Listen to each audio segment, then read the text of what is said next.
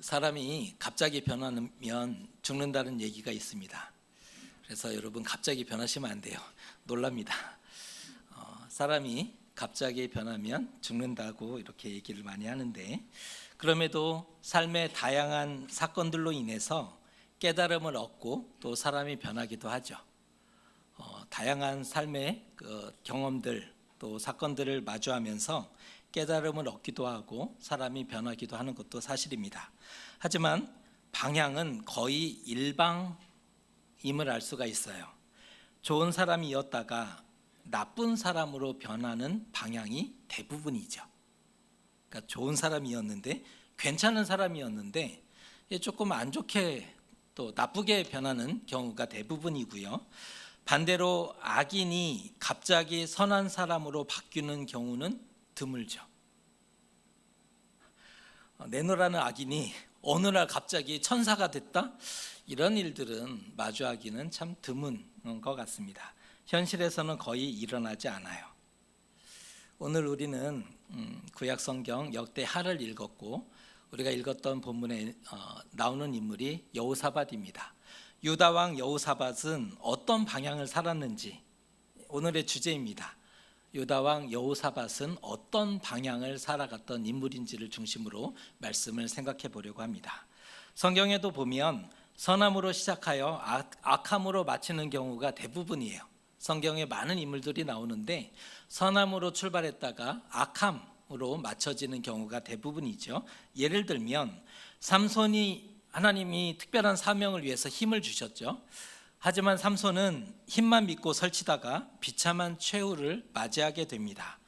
아사 왕이 있는데, 아사 왕은 우상을 만들었던 어머니의 태후의 위를 폐할 정도로 진실했던 자기 어머니예요. 하지만 우상을 만들었다는 이유로 인해서 태후의 위를 폐할 정도로 진실했으나 늙어서는 발병이 나죠. 발에 병이 들어서 죽게 되어지고요. 요아스는 성전을 수리하는 선한 왕이었어요. 하나님을 잘 섬기는 사람이었으나 변하여 선지자를 칼로 죽이고 모반사 당하는 영모에 의해서 죽게 되어지는 왕이 되었고요. 우시아는 산당에서 제사하다가 문둥병에 걸려요. 왕이 산당에서 제사했다는 것은 우상에게 제사했다는 거죠. 우상에게 제사하다가 문둥병에 걸렸고 결국은 열왕의 묘에도 들어가지 못하는 그러한 안타까운 결과를 가져옵니다. 잘하다가 어느 순간 교만해지고 또 실패하고 넘어져요. 안타깝죠. 잘했는데 어느 순간 교만해요. 사람이 교만해지고 실패하고 넘어지게 되죠. 여호사밧은 어떠했을까요? 오늘은 성경을 조금 큰 눈으로 바라봤으면 좋을 것 같아요. 여호사밧은 어떤 방향을 살아갔을까요? 열왕기의 기록을 먼저 살펴보면 좋은데, 그는 열왕기에서 악하게 등장합니다. 짜잔 나타나는데 처음 등장이 악한 모습으로 등장해요. 가장 먼저 언급되는 사건이 북이스라엘 아합 왕과 동맹을 맺는 장면부터 시작해요. 그가 왕이 되었더라, 북이스라엘로 가서 아합과 동맹을 맺더라. 이 기록이 성경의 가장 빠른 기록입니다. 하필이면 가장 악했던 아합과 교제하고 가까이 지냈다는 거예요. 하필 다른 많은 사람이 있는데 왜 하필 가장 악했던 아합과 가까이 하고 또 그와 교제했는지 모르겠어요. 유다의 화평, 남유다의 힘으로 그 가나안 땅에서 이방 세력들과 함께 견제하면서 살아가기가 쉽지 않았을 거예요. 남유다는 작은 땅이었기 때문에 유다의 화평을 위해서, 백성을 보호하기 위해서 어쩔 수 없다 이렇게 명분을 내세웠지만 잘못된 만남입니다. 북이스라엘이 하나님을 떠나버렸기 때문에, 떠나지 않았을 때는 상관없는데 북이스라엘이 하나님을 버리고 떠난 상태에서 땅의 평화를 위해서 백성을 위한다는 명분으로 북이스라엘과 가까이 지내는 것은 잘못된 만남이었죠. 어쩔 수 없는 선택일지라도 악인을 가까이 하고 비위를 맞추는 것은 나쁜 거죠.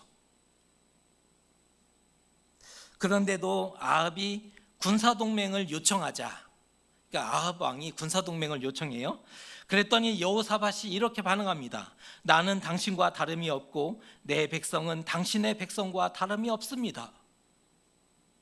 연애할 때는 이게 진짜 사랑의 그 메시지죠. 연애할 때는 내가 당신이고 내 것은 다 당신 거다. 굉장히 메시지가 좋은데 이게 아합 왕한테 하는 말로서는 굉장히 위험스럽죠. 나는 당신과 같고 다름이 없고 내 백성은 당신의 백성과 동일하다. 좋아 죽어요 지금. 아합이 군사동맹 맺자 그러니까 막 좋아 죽는 거예요. 몸둘 바를 몰라요. 막 황송해하는 거예요. 아합의 인정을 받았구나. 내가 마치 이런 거죠. 또 결혼 동맹을 맺는데 유다 왕가가 복잡하잖아요. 지금 무슨 소리 하나 이러시면 안 되고 성경을 읽어 오셔야 돼요. 가계도 그림을 한번 보여드리겠습니다. 여호사밧에게는 장자 여호람 아들이 있었어요. 그 장자 아들을 아합과 이세벨의 딸 아달랴하고 결혼시켜요. 자기 아들 장자를 아합과 이세벨의 딸 아달랴하고 결혼을 시켜요. 그런데 이것은 불행의 씨앗이 됩니다. 절대 만나서는 안 되는 두 사람이 만나서 결혼을 했어요. 그랬더니 이게 불행의 씨앗이 돼서 나중에는 유다 다윗 왕조의 계보가 끊어지는 정말 안타까운 사건으로 비화되죠. 이 아달랴는 만나지 말았어야 돼요. 남유다에서는 아달랴를 자기 며느리로 받아들이면 안 됐던 사람입니다. 그런데 이 결정으로 인해서 결국 불행의 씨앗이 심겨지게 되고요. 보세요. 군사동맹과 결혼동맹, 이 정도면 심각하지 않습니까? 군사동맹만 해도 정말 큰 문제인데 결혼동맹이라니요. 악한 왕이다라고 낙인 찍어도 할 말이 없습니다. 여호사밧은 악하다라고 얘기해도 할 말이 없다는 거예요. 열왕기에서 여호사밧은 작은 비중으로 다뤄집니다. 열왕기를 지금 살펴보면 열왕기에 나오는 여호사밧은 작은 비중으로 다뤄지는 것을 보게 됩니다. 그가 아합의 손에 이끌려 전쟁에 참전하는 이야기 단 하나, 이것만 기록해줘요. 그리고 이 사건 외에 25년을 다스렸는데 25년의 통치에 대해서는 요약보고하고 끝내요. 여호사밧에 대한 기록을 남기는데 아합과 전쟁한 이야기 하나 남겨놓고 나머지는 25년을 통치했지만 요약보고 몇 절로 압축해서 요약보고하고 끝내버리고 있다는 거예요. 그럼에도 불구하고 비록 악하게 출발했지만 열왕기는 선한 왕이라고 평가를 해줘요. 그러니까 열왕기로만 해석할 수 없는 인물이 여호사밧이에요. 열왕기에서는 여호사밧 왕은 선한 왕이라고 평가합니다. 어디에 선한 게 있는데요? 그런데 열왕기에서는 선하다라고 평가하고 있어요. 그래서 오늘 역대기를 읽어내야 하는 거죠. 그러면 역대기에서는 여호사밧을 어떻게 얘기하고 있는가? 다르게 말하고 있어요. 분량부터가 4장을 차지해요. 남유다 왕이 20명의 왕이 있는데 평균적으로 1장을 차지합니다. 왕들에 대한 기록을 그가 태어나서 이렇게 왕이 되고 어떤 일을 했고 또 죽었더라, 이 기록을 평균 1장입니다. 그런데 여호사밧은 몇 장이라고요? 4장을 가져가요. 그 위대한 히스기야 왕 몇 장이나 다뤘을 것 같아요? 4장. 그렇게 봤을 때 양이 많다는 것은 중요하다는 의미거든요. 강조하고 싶은 게 이때는 거거든요. 히스기야 왕조차 4장인데 여호사밧이 4장을 가져가요. 그만큼 중요한 인물이다, 그만큼 꼭 필요한 인물이었다를 얘기하고 있는 내용이죠. 그는 왕이 되고 우상을 제거합니다. 제사장들을 세워서 율법을 가르치는 일들을 언급시켜요. 역대기가 왕이 되고 나서 우상을 제거했더라, 왕이 되고 나서 제사장들을 세워서 율법을 가르치는 일들을 했더라, 이 얘기를 먼저 해주고 있는 이유가 뭐예요? 그는 선한 왕이었다, 이 얘기를 하고 있는 거예요. 선함으로 출발합니다. 역대기에는. 하지만 율법을 가르치는 그 다음 이야기가 연하여서 어떤 이야기가 등장하냐면 아합과 군사 동맹을 맺는 장면이 그 다음에 붙어요. 이거는 열왕기의 기사하고 동일해요. 율법을 가르치면서 하나님 앞에 하나님을 믿는 백성이 되자라고 얘기한 여호사밧이 돌아서서 아합과 군사 동맹을 맺고 있어요. 이중적인 모습이 나타난다는 거예요. 이게 다중인격자는 아닌데 이중적인 모습이 그 안에 그대로 담겨 있음을 보게 되는 거예요. 그런데 여호사밧이 북이스라엘로 갔는데, 그 군사 동맹을 맺었으니까 친해잖아요. 북이스라엘로 갔는데 그곳에는 거짓 선지자가 너무 많아요. 남유다 여호사밧 왕이 북이스라엘로 갔는데 거짓 선지자가 너무나 많은 거예요. 그들이 눈을 가리고 귀를 가려요. 눈을 가리고 귀를 가려요. 잘 판단하고 결정하고 싶었는데 안 돼요. 왜요? 거짓 선지자가 너무 많아요, 그 땅에는.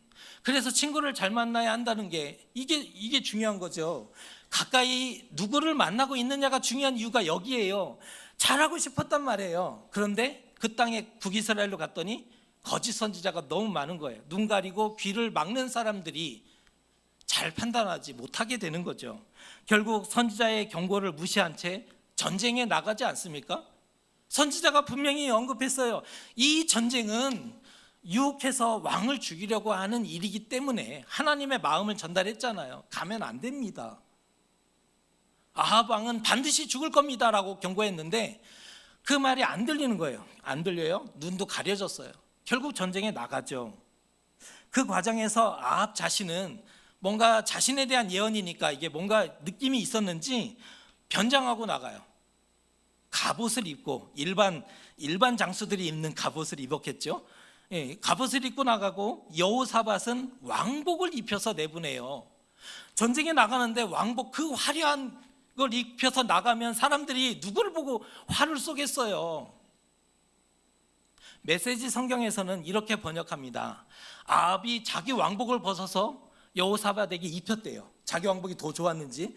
그러니까 여호사밧이 이걸 선물로 받으니까 너무 좋은 거예요. 그걸 입고 전쟁에 나갔다는 거예요. 자기만 살겠다고 머리를 씁니다. 아합이요? 이 머리가 좋아요. 그러면 뭐 할까요? 적군이 쏜 화살이 우연히 화살을 쐈는데 치명상을 입고 죽게 돼요. 사건의 그 흐름을 보면 우연히 화살을 쐈는데 그 화살이 치명타가 됐고 결국은 죽음을 맞이하게 됐다고 기록해주고 있습니다. 고집 피우고 우기더니, 그렇게 고집 피우더니, 그렇게 우기더니 비참한 최후를 맞이하게 돼요. 마치 운명처럼, 죽을 운명처럼. 반면 여호사밧은 그 전쟁터에서 필사적으로 탈출하고 도망하여 겨우 살아나요. 그 여호사밧이 도망하는 장면을 오늘 1절에서 기록하는 거예요. 그가 평안히 예루살렘으로 돌아왔더라. 이건 역설인 거예요. 그가 평안하게 환호를 받으면서 돌아오는 게 아니라 전쟁터에서 마치 목욕탕에서 불났는데 뛰어나온, 아무것도 걸치지 못하고 뛰어나온 그 부끄러운 모습으로 예루살렘으로 돌아오는 장면을 역대기는 이렇게 기록하는 거예요. 그가 평안히 예루살렘으로 돌아왔더라. 이때 선견자 예후가 책망하죠. 19장 2절입니다. 이렇게 책망합니다. 하나님의 아들 선견자 예후가 나가서 여호사밧 왕을 맞아 이르되 왕이 악한 자를 돕고 여호와를 미워하는 자들을 사랑하는 것이 옳으니까. 유다 왕이 아합 왕을 돕고 악을 거두는 것이 옳은 일입니까?를 책망합니다. 이번 사건을 겪으면서 여호사밧이 깨달은 것이 있었음이 분명합니다. 이번 사건을 겪으면서 아합과 군사 동맹을 맺고 전쟁에 참전하고 아합은 죽게 되고 자신은 도망하는 이러한 사건을 겪으면서 깨달았던 것이 분명합니다. 이후에 다시 정신을 차리고 개혁을 계속해요. 우상을 제거했죠. 아합과의 전쟁에 참전하죠. 그 다음 사건이 무엇을 기록하냐? 종교 개혁을 다시 지속하는 내용을 기록해주고 있다는 거예요. 이러한 정치적인 사법적인 개혁의 공로를 인정받아요. 인정을 받아서 모압과의 싸움이 벌어졌을 때 군사들을 내보내는 게 아니라 노래하는 자를 내보내요. 선봉에 찬양대를 내보내서 그 전쟁에서 승리하게 돼요. 그러니까 개혁을 성공했다, 그리고 인정받았다라는 결과가 전쟁으로 나오는 거예요. 모압과 암몬과 마온 자손이 연합군이 쳐들어왔단 말이에요. 한 나라도 상대하기 힘든데 3개국 연합군이 쳐들어왔으니 어찌하겠습니까? 그때 여호사밧 왕이 하나님께 기도하는 장면이 20장 12절입니다. 이 말씀 우리가 같이 한번 읽어보겠습니다. 우리 하나님이여 이들을 징벌하지 아니하시나이까? 우리를 치러 오는 이 큰 무리를 우리가 대적할 능력이 없고 어떻게 할 줄도 알지 못하옵고 오직 주만 바라보나이다 하고, 여호사밧 왕이 그 위기를 맞이하면서 정말 전설적인 기도를 하죠. 성경에 나오는 그 어떤 기도보다 빛나는 정말 위대한 기도를 하나님 앞에 하고 있는 것을 보게 돼요. 그랬더니 여호와의 응답이 들려와요. 선지자를 통해서 하나님의 음성이 들려와요. 서서 너희와 함께한 여호와가 구원하는 것을 보라. 출애굽했을 때, 광야 끝에 내몰렸을 때, 바로의 철병가가 쫓아왔을 때 이 메시지가 들려오지 않습니까? 서서 오늘 여호와가 구원하는 것을 너희가 보라. 그 음성을 또 듣는 거예요. 서서 너희와 함께한 여호와가 구원하는 것을 보라. 이 음성이 들려오자 여호사밧이 결정합니다. 군사를 내보낼 게 아니다. 찬양대가 나가서 하나님의 이름을 높이자. 찬양대가 나가서 오늘 우리가 찬양대가 고백했던 것처럼 그렇게 전쟁에 나가요. 그랬더니 복병을 하나님께서 일으켜서 자기들끼리 싸우기 위해서 대승을 거두는 그런 결과를 가져오죠. 이미 승패는 났어요. 싸우기 전에. 이 전쟁은 여호와의 전쟁이었거든요. 역대기에만 언급된 이 전쟁은 심판이 아니었어요. 보통의 전쟁은 심판이거든요. 이스라엘에게 일어났던 전쟁은 하나님의 책망과 심판의 결과였는데, 오늘의 전쟁은 심판이 아니었어요. 하나님의 구원과 능력을 입증하기 위한 전쟁이에요. 너희들이 섬기는 하나님이 어떤 하나님인지를 보여주는 거예요. 이스라엘의 하나님이 어떤 하나님인지를 증명하기 위한 전쟁이었어요. 신앙의 정점, 여호사밧의 신앙이 깨어있는 것을 증명해내는 사건으로 나타나는 전쟁이었다는 거죠. 전쟁에서 승리하고 나라가 강대하게 된 것은 여호사밧의 지혜나 여호사밧의 능력이 아니었던 거예요. 하나님이 함께 하셨고 도우셨기 때문이죠. 하나님이 함께 하셨고 도우셨기 때문에 전쟁에서 승리했고 나라가 강성하게 되었던 겁니다. 깨닫기를 잘하는 것도 능력인데 깨달았을까요? 잘 깨닫는 것도 능력이란 말이에요. 깨달았을까요? 놀라운 기적을 경험했어요. 전쟁에 3기국 연합군이 쳐들어왔는데 찬양대를 앞세, 이게 무슨 전쟁의 방식으로는 말도 안 되죠. 근데 승리했단 말이에요. 이 기적을 경험했으니 좀 달라졌을 것 같지 않을까요? 여러분, 좀 달라져야 하지 않았을까요? 하지만 금세 식어지고 악을 행하기를 반복해요. 이상하다. 잘 믿었을 때 어떤 기적이 오는지를 봤잖아요. 그런데 금세 식어지더라. 나중에 성경이 이렇게 표현합니다. 나중에 에시온 게벨에서 배가 파손되는 사건을 굳이 언급해요. 에시온 게벨에서 항구에서 배가 파손했대요. 오빌로 금을 구하러 보냈을 때 솔로몬 때 굉장한 양의 금을 가져와서 그 땅에 부유하게 되었어요. 솔로몬 때 그것을 알고 있었던 여호사밧이 에시온 게벨에서 큰 배를 만들어서 다시스, 그 당시에는 다시스 배가 제일 좋았나 봐요. 다시스 형태의 배를 만들어서 오빌에 보내서 금을 많이 갖고 오면 좋겠다. 이래서 배를 만들었는데 파손했어요. 배가 부서진 이유를 부실공사 때문에 무너졌다 이렇게 아니에요. 큰 풍랑을 만나서 배가 파손돼 이렇게 써주고 있지 않아요. 예언자가 북이스라엘과의 교제를 책망해요. 배가 파손된 직후에 예언자가 와서 북이스라엘과 왜 교제를 하십니까? 라는 책망을 듣게 돼요. 이 사건 이후에 여호사밧은 생각이 달라져요. 이게 생각을 자꾸 바꾸는 것도 여호사밧의 생각이 달라져요. 무엇을 보면 알 수 있느냐?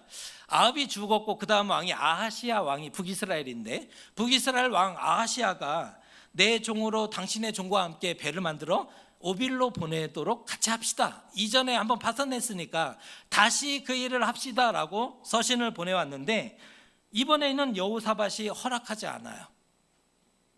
뭔가 생각이 바뀌었기 때문인 거죠. 이번에는 여호사밧이 허락하지 않아요.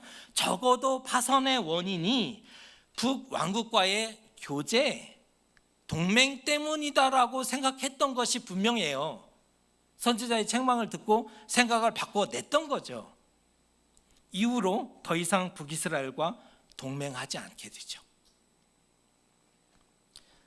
다양한 사건과 실패를 겪으면서 삶을 포기하는 사람도 있고요, 자신의 삶을 저주하는 사람도 있고요, 더 악하게 살아가는 사람도 있어요. 삶의 다양한 일들을 경험하면서 그게 상처가 됐고 트라우마가 되고 해서 요즘 우리가 묻지마 폭행도 나타나는 일들이 그거죠. 다양한 삶의 어떤 경험들, 상처들을 겪으면서 누군가는 삶을 포기하더라, 누군가는 삶을 절망하더라, 내 인생 끝났다 이러면서 그냥 절망하더라는 거예요.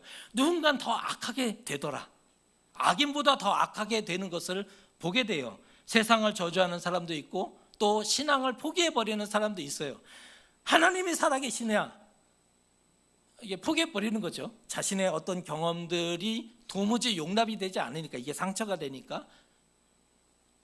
그런데 누군가는 다양한 사건과 실패를 겪으면서 신앙적인 전환점으로 삼는 사람도 있다는 거예요.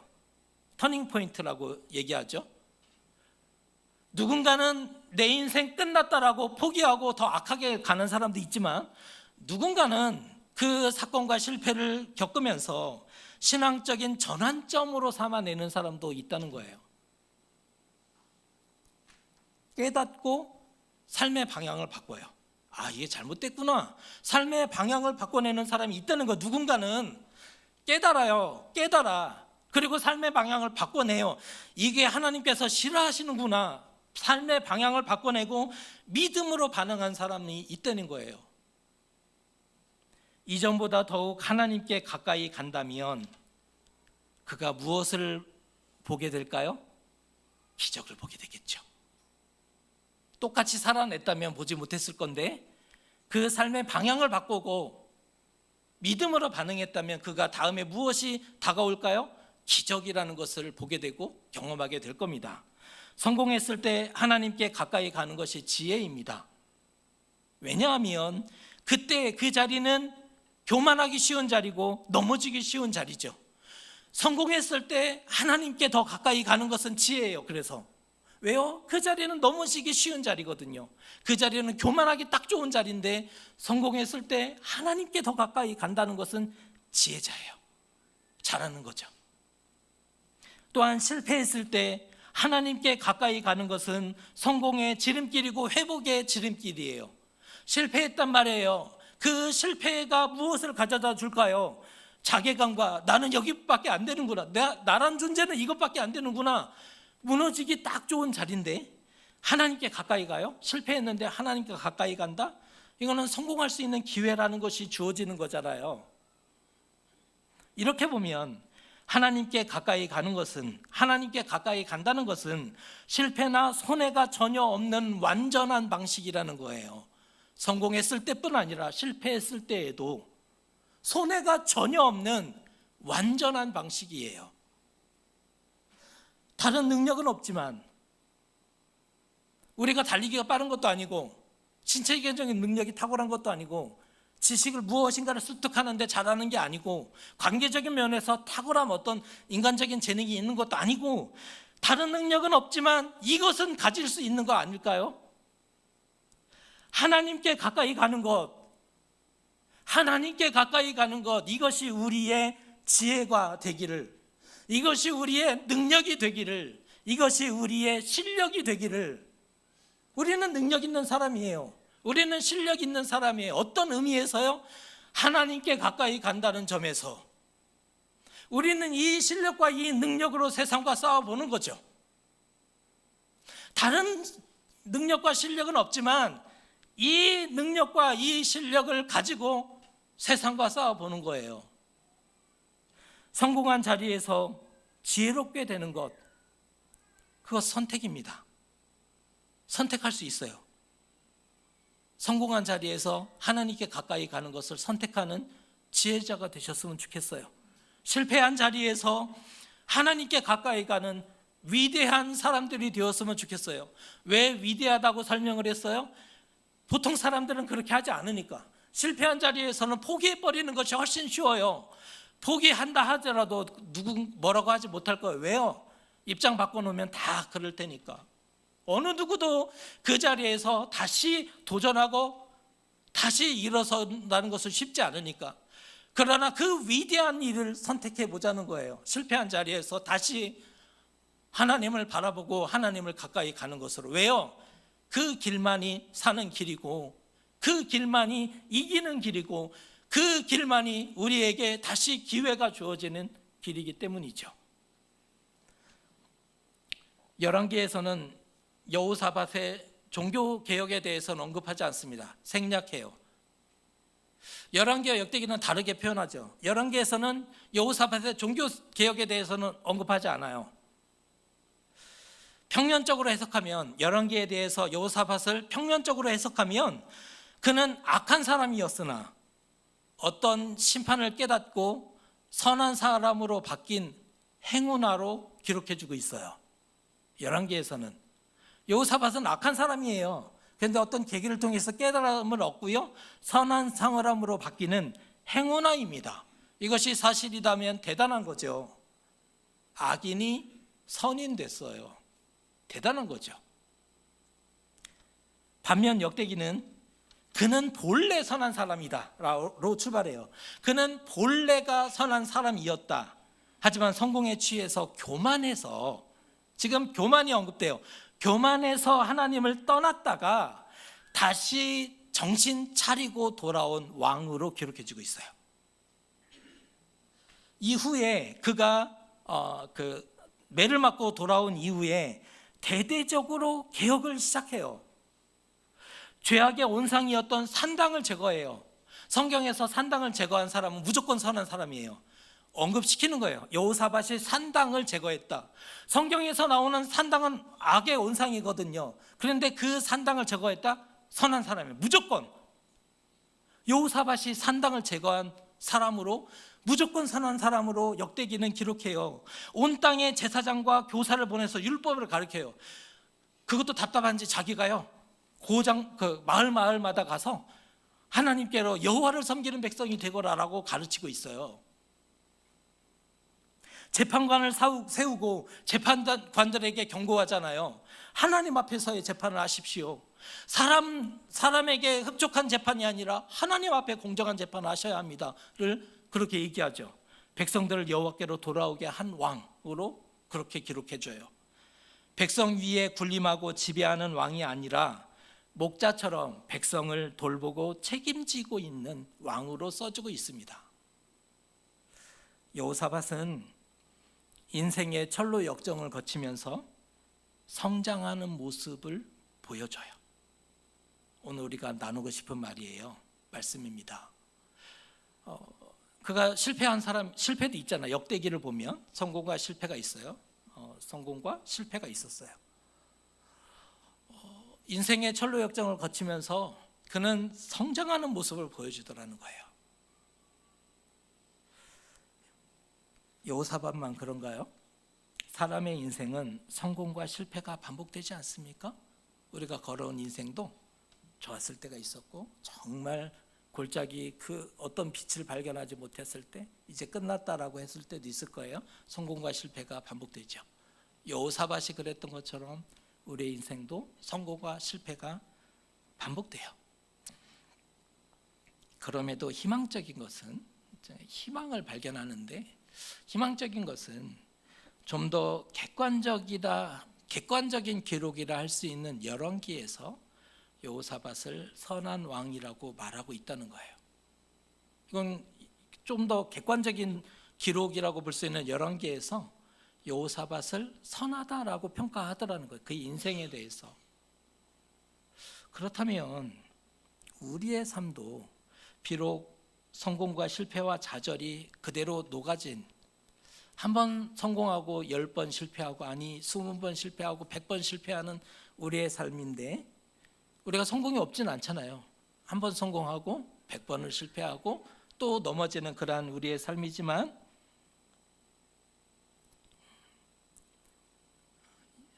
열왕기가 우리에 대해서 평가할 때 선하다라고 우리 인생에 대해서 그렇게 평가해 줄 수 있다는 거예요. 역대기는 당연하고 열왕기가 우리 인생에 대해서, 여호사밧 열왕기를 읽어보세요. 선한 게 어디 있나? 없어요. 그런데 열왕기가 선한 사람이다.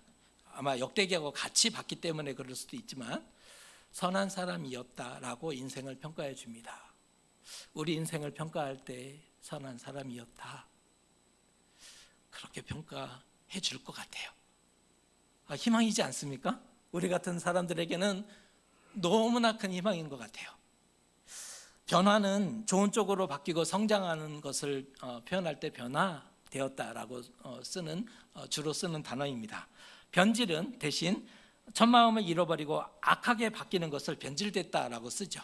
변화됐다는 약간 긍정적인 의미를 끌어안고 있고, 변질됐다는 것은 부정적인 의미를 끌어안고 있는 단어인데, 신앙적인 변질은 정말 큰 문제를 가져와죠. 신앙적인 변질은 성장하고 성숙하는 것이 맞아요. 변질보다는 성장하고 성숙하는 방향이 우리의 방향이 되는 것이 맞다는 거예요. 앞서서 어떤 사건과 일과 계기가 터닝 포인트가 되기도 한다라고 앞서서 말씀을 드렸습니다. 사건을 거치면서, 어떤 특별한 일을 거치면서, 어떤 계기를 통해서 사람이 변화되고 또 터닝 포인트가 된다고 말씀을 드렸어요. 그래서 잡으려고 기회를 기다리죠. 맞죠? 잡으려고 기회를 기다려요. 왜요? 딱 잡으면 기회가 되는 것을 다 아니까 기다려요. 근데 상황이 바뀌어서 다시 돌아가도 그 순간을 우리가 잡지 못할 거예요. 왜요? 사람의 눈은 지나고 보니까 그때 그거였어, 이게 보여지더라. 우리는 기회를 기다리는데, 그때 기회가 주어지면 터닝 포인트를 삼아서 정말 좋은 사람으로 하나님 앞에 잘할 거야 라는 마음이 우리에게는 가득한데, 그래서 기다리고 있는데 우리 인생이 반복해서 돌아갈지라도 그 순간을 잡지 못한다는 거예요. 오늘 다른 도전을 드리고 싶어요. 우리의 터닝 포인트는, 우리 믿는 사람들, 그래도 바르게 믿고 싶어하는 우리의 터닝 포인트는 여호와께로 돌아가고 가까이 가는 매 순간이 터닝 포인트다. 여호와께로 돌아가고 가까이 가는 매 순간이 터닝 포인트다. 기다리는 것이 아니라 매 순간이 터닝 포인트라는 거예요. 하나님과 언약하십시오. 오늘이 인생의 터닝 포인트가 되도록, 하나님, 오늘 이 일이 하나님께 돌아가는 터닝 포인트가 될 수 있도록 내 삶을 붙잡아 주십시오. 이것은 하나님과의 언약입니다. 이렇게 반응하는 거예요. 기다리는 것과 달라요. 하나님이 기회를 주시면 그때 멋들어지게 하나님께 믿음으로 반응하겠습니다. 바로 오늘이 하나님께 돌아가는 터닝 포인트로 만들어 주십시오. 제가 그렇게 믿음으로 반응할 수 있도록 도와주십시오. 이것을 믿음으로 반응할 수 있도록, 이 상황을 그냥 지나가게 하는 것, 무너지는 것이 아니라 다시 하나님께 가까이 갈 수 있는 내 인생의 터닝 포인트로 하나님 바꿔주십시오. 내 입술에 하나님께 올려드리는 찬양이 가득한 인생 될 수 있도록 바로 오늘부터 바꿔주십시오 라고 반응하는 거예요. 이 앞에 설명하는 것과 완전히 다르죠. 기다리는 것과 많이 다릅니다. 예배를 선택하는 것, 여러분 어떻게 생각하세요? 저는 터닝 포인트라고 봅니다. 그 한 번의 예배가, 그 하나님의 말씀 한 번의 말씀이 우리의 삶을 도전하고 새롭게 하기도 하기 때문이죠. 성령께서 역사하시면 진짜 인생의 터닝 포인트가 돼요.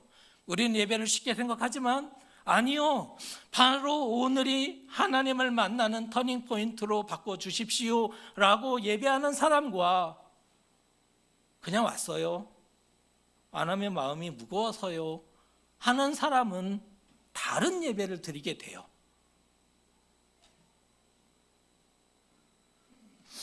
예배를 선택하고 하나님께 가까이 가는 것이 영혼을 살리는 것이고 우리가 변화되는 길입니다. 그리고 이 말은 다르게 설명하면 터닝 포인트가 되는 것입니다. 연습하고 훈련하셔야 합니다. 연습하고 훈련해야 합니다. 결정적일 때 반응하겠습니다 라고 얘기하는 것은 안 하겠습니다와 같은 말이죠. 그때 십자가를 지겠느냐, 너의 목숨을 잃겠느냐, 그때 못 들어지게 하겠습니다는 안 하겠다는 소리거든요. 안 돼요. 그때 안 될 거예요. 오늘을 터닝 포인트로 바꿔보자는 거예요. 오늘을 선택하고 결정하고, 오늘을 믿음으로 반응하고, 오늘을 바르게 깨어있고. 철로역정은 계속되고 있습니다. 그래서 오늘이 중요해요. 왜요? 우리에게는 그 높은 산을 넘어서 이제는 평탄한 길이 다가오리라 생각하지만 강을 만나요. 건널 수 없는 강을 만나요. 겨우겨우 건너냈더니 또 다른 보지 못한 강이 다가와요. 또 골짜기가 다가와요. 우리의 철로역정은 계속되고 있어요. 오늘이 중요합니다. 오늘 연습하고, 오늘 훈련하고, 오늘 이겨야 돼요. 오늘 깨어 있어야 돼요. 내일부터 하리라. 다이어트 해보셨으면 알지만 안 한다는 소리잖아요. 내일부터 다이어트 하리라. 똑같아요. 신앙도 오늘부터 터닝 포인트로 하나님께 반응하리라. 오늘 믿음의 반응을 보여주는 것이 정답입니다. 삶에 놓인 문제들을 신앙의 정점임을 증명하는 사건으로 여호사밧이 만들어냈잖아요. 위기를, 문제를 내가 깨어있는 믿음입니다, 신앙입니다를 증명하는 사건으로 만들어냈던 것처럼 우리도 우리의 삶의 문제들을 만났을 때 내가 그리스도인입니다, 깨어있는 사람입니다, 믿는 사람입니다를 증명하는 사건으로 만들어내셨으면 좋겠습니다. 어떻게 할 줄도 알지 못하였고 오직 주만 바라보나이다 라고 우리의 답답함을 하늘을 향해서 간구할 때 구원을 보게 되시는 저 여러분 되시기를 주님의 이름으로 축복합니다. 기도하겠습니다. 여호사밧은 자기 삶에서 주어진 사건들을 통해서